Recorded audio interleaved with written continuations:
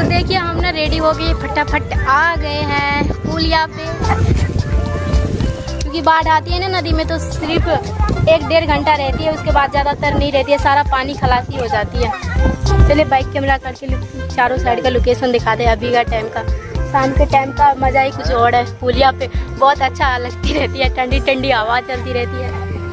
तो दोस्तों अभी ना सब मज़े कर रहे हैं पुलिया पे, सब समोसा लिट्टी दुकान से लाकर, क्योंकि पुलिया की साइड में दुकान है, दुकान से लाकर सब खा रहे हैं। और हम ब्लॉगिंग कर रहे हैं, सबको दिखा रहे हैं, वो खा रहे हैं तो हम दिखा रहे हैं।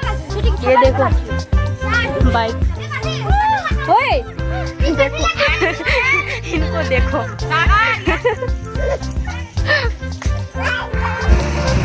और इधर का लोकेशन देखिए कितना मस्त है। उधर से पानी आता है, इस तरफ जाती है। ओए बस मेरी तो, मैं जब चढ़ती हूँ ना पुलिया पे, ये भी चढ़ने लगती है, इसलिए डर हो जाती है मेरे को। तो दोस्तों वैष्णवी को लेकर ना छत पर आ गए हैं। ये रहा डोल और ये रहा मेरा धान।